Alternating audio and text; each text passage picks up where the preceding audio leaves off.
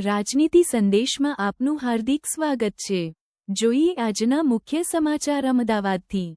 અમદાવાદ શહેર ક્રાઇમ બ્રાન્ચે છેતરપિંડીના એક જૂના ગુનામાં મોટી સફળતા મેળવી છે। કાગડાપીઠ પોલીસ સ્ટેશનમાં વર્ષ 2014માં નોંધાયેલા છેતરપિંડીના કેસમાં છેલ્લા 12 વર્ષથી ફરાર આરોપીની ધરપકડ કરવામાં આવી છે।